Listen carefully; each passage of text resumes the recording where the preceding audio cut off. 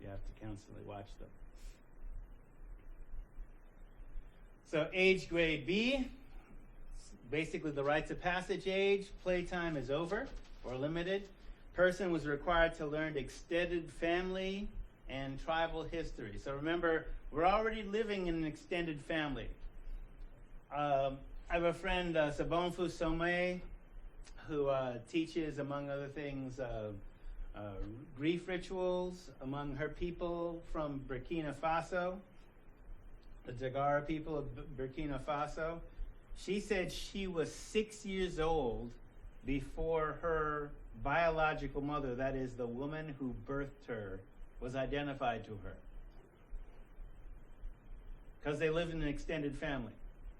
Right? So most of you grew up probably, I'm going to make the assumption, in America. If you grew up in America, some form of what we call the nuclear family, biological mom and dad or parts thereof, right? She's living in a tribal extended family where the mother who birthed her is around, but she's being mothered by lots of different women who may or may not have a biological relationship to her, and she didn't learn till 6 who that person actually was, even though that person was part of her daily life. It's not something that's easy for us to conceive of, right? So, person was required to learn extended family and tribal history. Geography, names of neighboring states and the states of relations with them. The only way you can learn about whether the enemy of my enemy is my friend is to know the history of both your enemy and their enemy's history. What gave them beef? Diplomacy flows out of that. How do you make peace with people different from you? And if you can't make peace, weapons, primarily used for hunting, but also weapons of war. So this is traditionally the rites of passage age. Rapid calculation, clearing land for planting, the nature of soils and which kind of soils grew what kind of plant or crop best.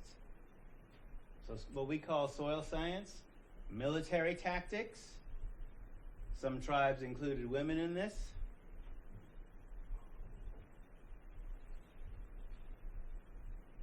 Care and breeding of cattle, if that's what you depended on. Division of labor between sexes. Bartering tactics in the market. And rules of good manners at home and abroad. And then if there were a formal rite of passage, then you were initiated by the men and women of your tribe, too.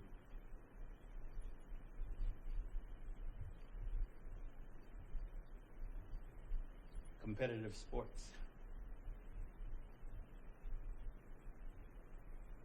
All right, so leadership development. So you're to provide leadership to those below you in age and responsibility to those above your age. Apprenticeship to craftspeople began at this age between 13 and 18. Girls were introduced to womanhood roles at an earlier age with the same intellectual training as the boys. For example, history, geography, rapid calculation, poetry, music, and dance. Gardening, cooking, bartering, marketing, social relations with emphasis on good manners. Childcare, housekeeping, homemaking, and in an African sense, this also meant being a desirable partner of whatever gender orientation you had. Sexual education by older women, and the art of exciting sexual intercourse, position variations, contraception, conscious conception, cleanliness in the relationship, do's and don'ts in intimate relations. So the whole question of, what do you do, who does the birds and the bees talk, et cetera, Planned Parenthood, all that kind of stuff. When we're talking about contraception, whether using barrier methods or conscious conception using spiritual techniques, basically that was part of the indigenous education, which is not just happening in Africa, but since we're just focusing on Africa, it's giving you a hint of that. Grade C, which is the first level of adulthood and the first line of community action. Members hunted, built the physical plan of the community, prepared fields for planting,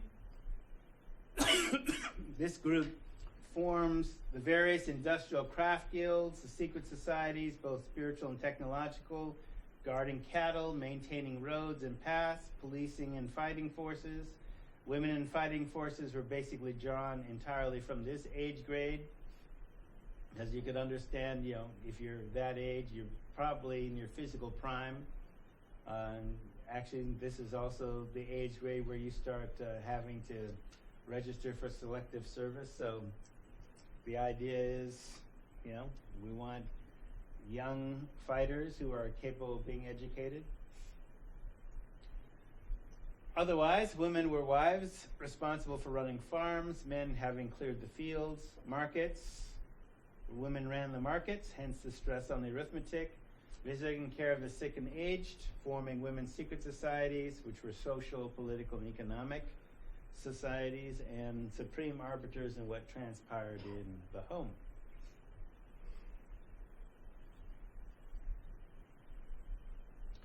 Grade D, 29 to 40.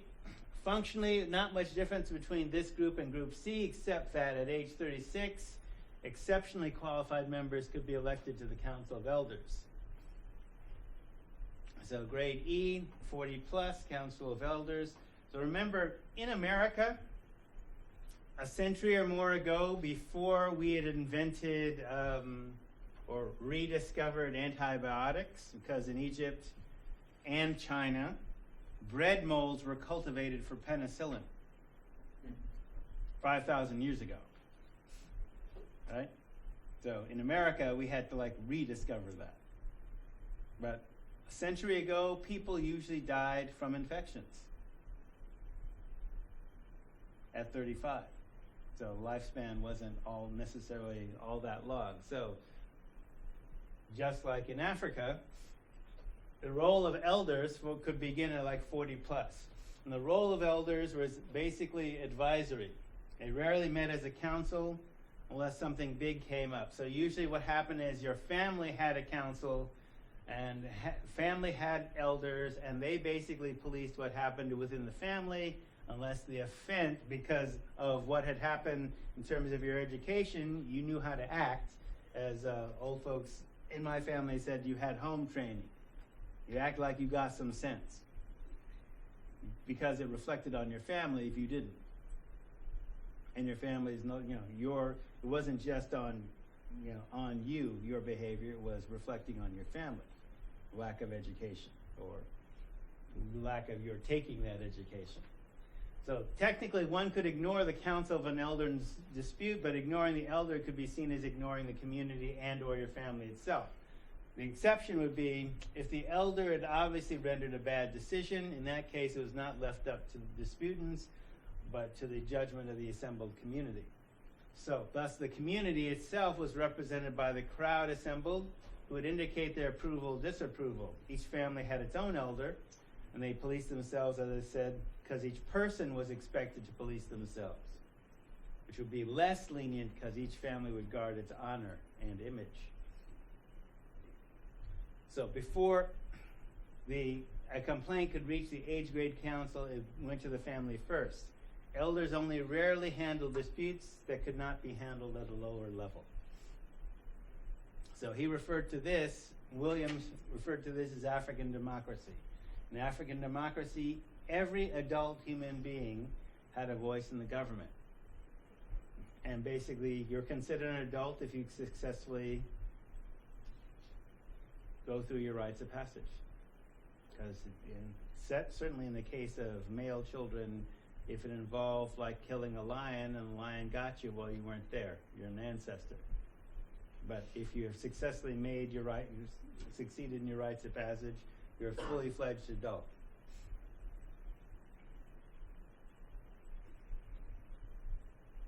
One of the inscriptions at Luxor Temple in Kemet is "Know thyself." So to be able to unify a nation, even in conquest, the conqueror still has to have a unifying concept of justice. Kemet united diverse ethnic groups through common education and practice. And it was the longest continuing running government in human history, 3,000 years, 30 dynasties.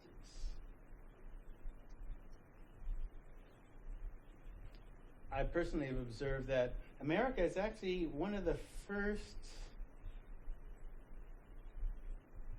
countries to develop that had a similar diversity as Egypt. Because most other countries have a sort of some sort of ethnic identity that's singular. So that unifying justice concept was Ma'at, or Mat. And this is a representation of the goddess of justice. She's a winged one.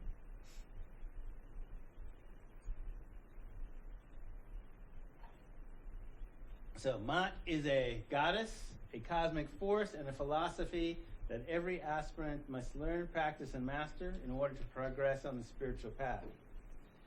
So Mat has a secular component for the masses and for governing social order, and there's also a metaphysical teaching contained in the Pert Emhiru text and the Mat teachings.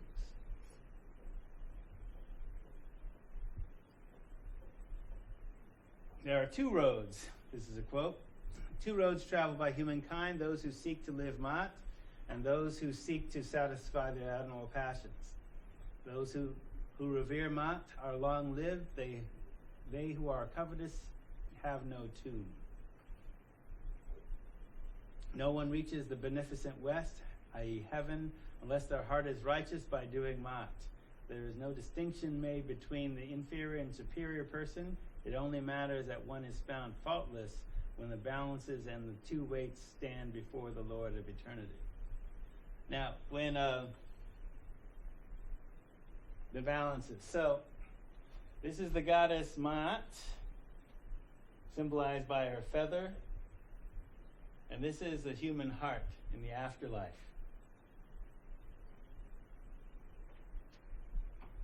So when LBJ said, "My fellow Americans, I come to you with a heavy heart."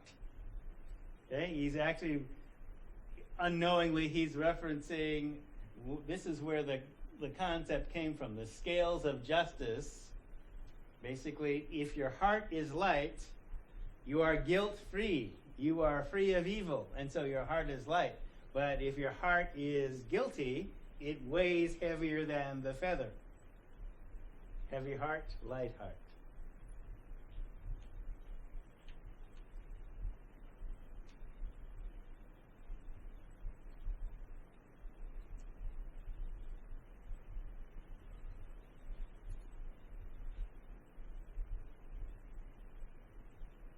So within the symbolism, wearing the two goddesses with a Ankh, symbol of eternal life, two serpents, or Uraeus, which is the cobra.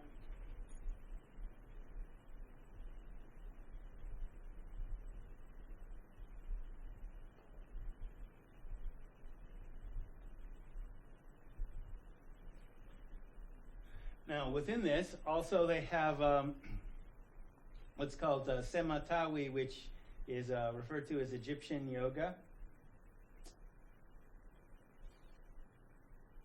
You have the crocodile god and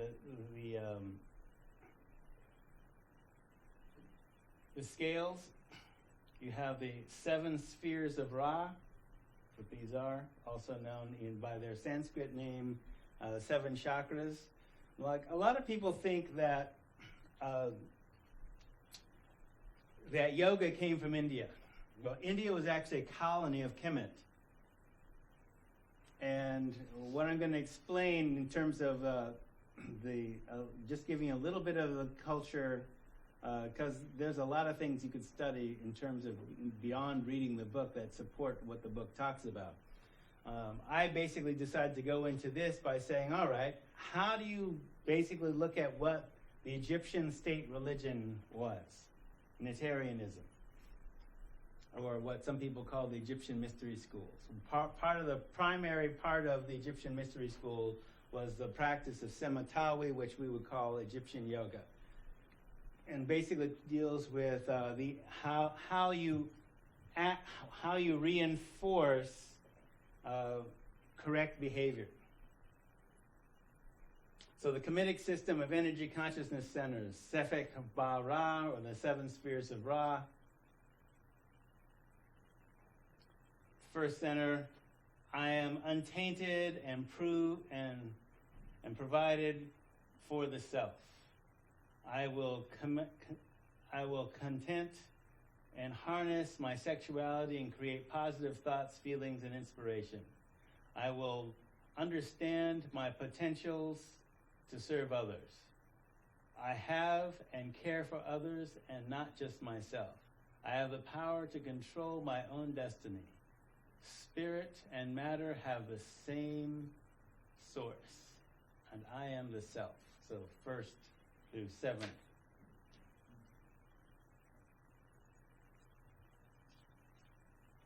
Seven souls of Ra, seven spheres of Ra, the seven serpents, Kemetic Peoples,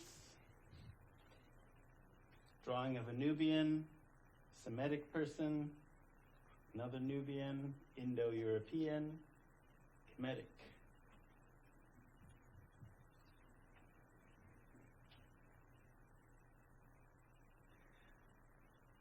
Most people know of Ma'at from the 42 Principles, or the Declarations of Innocence.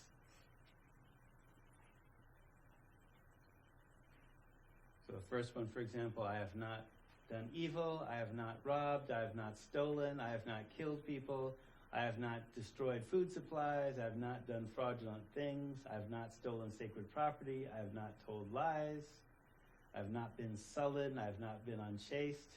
42. So when you look at, for example, the Ten Commandments, Osar Mesh, or as you know of him by his Hebrew name Moses, was raised as Pharaoh's grandson. What would he have been raised in as Pharaoh's grandson? The Egyptian state religion. So are the Ten Commandments original? Would he have been taught the Ten Commandments? No. He would have been taught the 42 Principles of Ma'at as part of being Pharaoh's grandson and the Egyptian state religion. So when you look at this in hieroglyphics,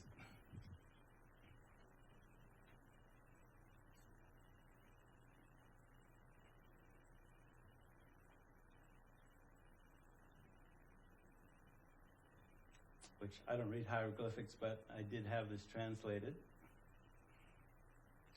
So 16, I have not stolen cultivated land. 19, I have not contended except concerning my own goods. 20, I have not lain with another's wife. So one of the things that Asante talks about between the difference between a pictograph and true writing, which he basically says that writing itself is a representation, symbolic representation of thought, as thought is unspoken language. Okay, so as an example, I have not lain with another one's wife, do not commit, committing adultery is separate. So you have, ejaculating penis and testicles. Not sure what the waterfowl is, but here's a woman. I have not committed adultery, woman figure. I have not been unchaste.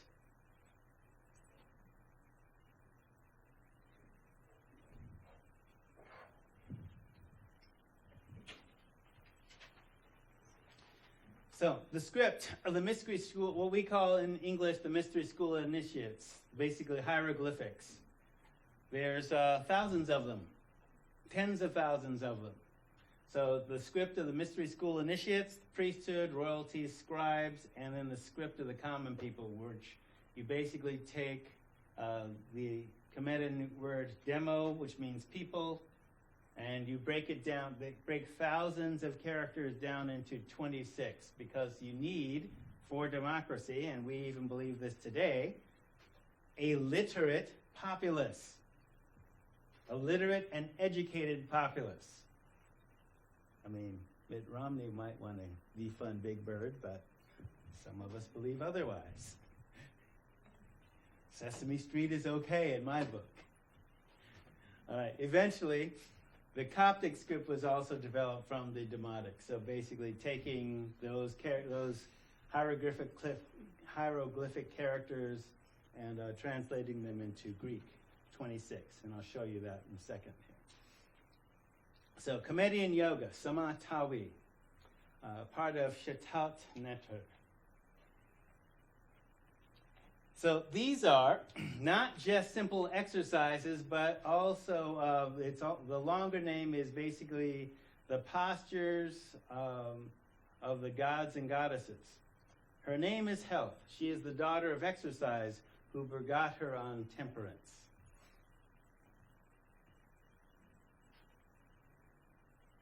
So Samatawi in practice in ancient times, at least Egypt and Sudan. Basically, this is the course of the Nile.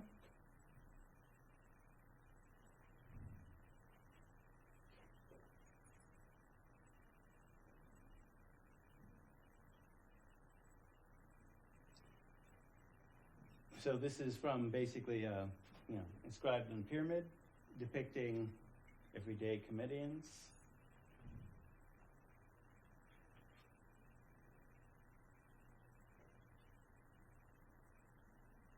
Nubians and Egyptians, depicted with the same colors of their skin of alternating black and brown.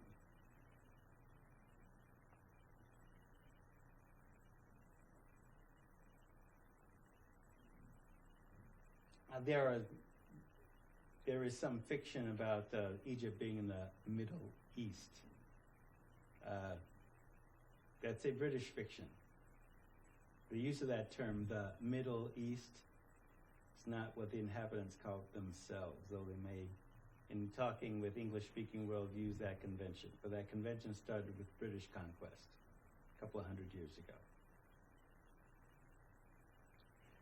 Kamit, ancient Egypt, hieroglyphs for that. Kamit, blackness, black.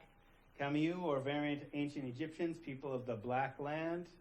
Kash, Kush, from the tomb of Amenemhat and Beni Hassan, 12th dynasty, the Middle Kingdom era. Kamit.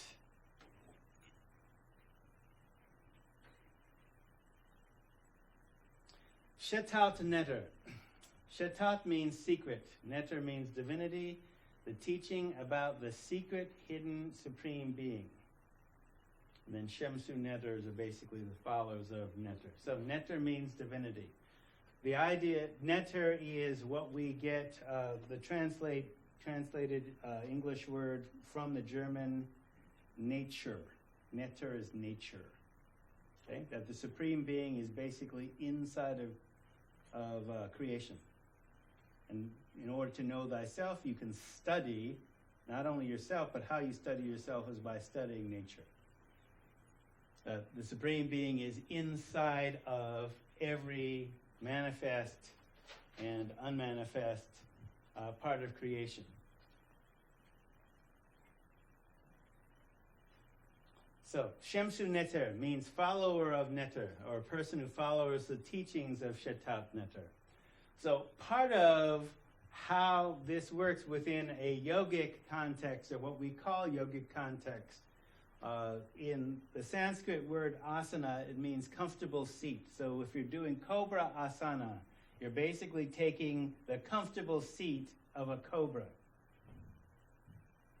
So you're rearing up, I'm not going to demonstrate the position, but basically the idea is, because the cameras won't reach to the floor, but in cobra pose, in order to rear up like a cobra and be there comfortable, your breath has to be under control to be able to hold that position. Your mind has to be focused in that position for it to be comfortable.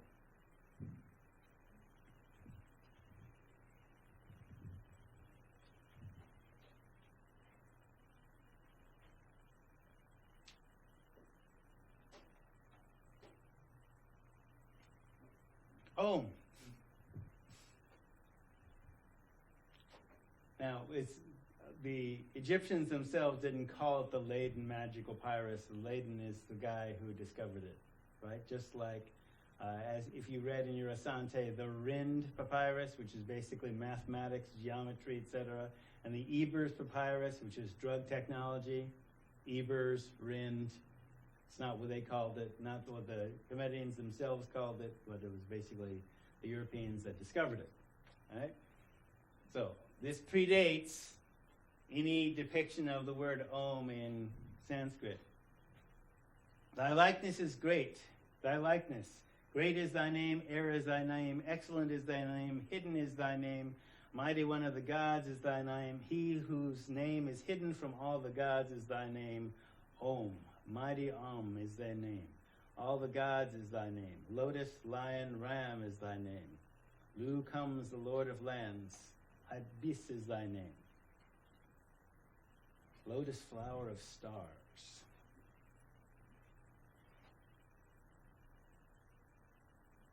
And the typical Hindu Sanskrit depiction of Om. So principles, one of the things that I was looking at in terms of people who were initiates of what became the Egyptian mystery schools even after Egypt itself fell. So Moses was definitely an initiate of the Egyptian mystery schools, and Yeshua also, when you look at some of the teachings of Shetaut Neter. The purpose of life is to attain the great awakening, that is enlightenment, to know thyself. That's the purpose of life. Shetaut Neter enjoins the Shedi, and the Shedi is spiritual investigation as life's highest endeavor. It is the responsibility of all humans to promote order and truth. Shetaut Neter enjoins the performance of selfless service to family, community, and humanity. Shetaut Neter enjoins the protection of nature. Shetaut Neter enjoins the protection of the weak and oppressed. Shetaut Neter enjoins the caring for the hungry, homeless, and equality for all people. Shetaut Neter enjoins the equality between men and women. Shetaut Neter enjoins justice for all.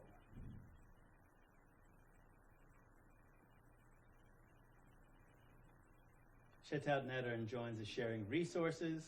Shetaut Neter enjoins the protection of and proper raising of children. Enjoins the movement towards balance and peace.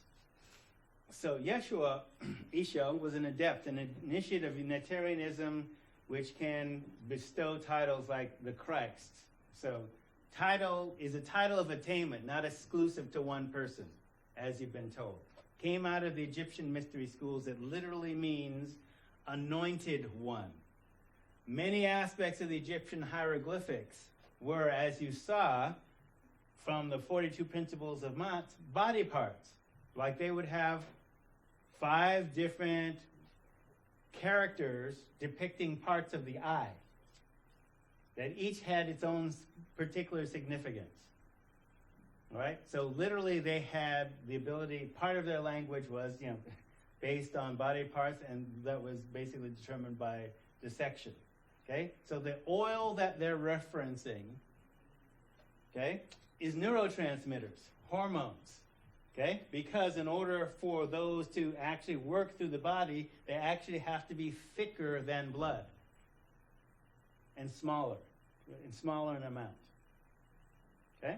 So they're talking about, the Lord anointeth my head with oil, that is causing certain, what we call neurotransmitters that support spiritual vision to secrete. Okay? Once these secreted, it was depicted by the Kemetians as either a cobra coming out of their third eye point or a person who is winged. Okay? That's symbolizing spiritual attainment. Okay? Person with the cobra or the uraeus coming out of their third eye point was a Christ. There are at least, I've seen a book that referred to 7 to 13 historical Christs before Christ, which we're the only people that think there's only one Christ. these folks saying there's many of them because it came out of their spiritual framework. Okay? So, a Christ, which is attainment of a state where one regularly experiences higher ordered dimensions of life.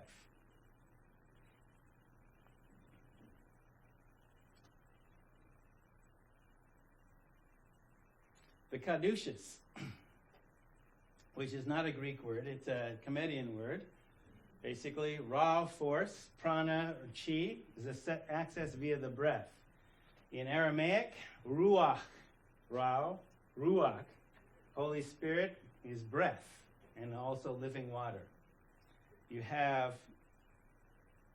the lunar and solar in Sanskrit, the Ida and Pingala moves up the Shushumna, the central portion of the spine.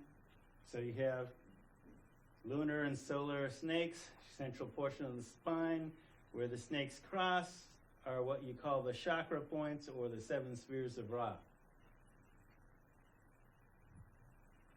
They meet at third eye. That person is a winged one, and then you have the crown. Royal worth.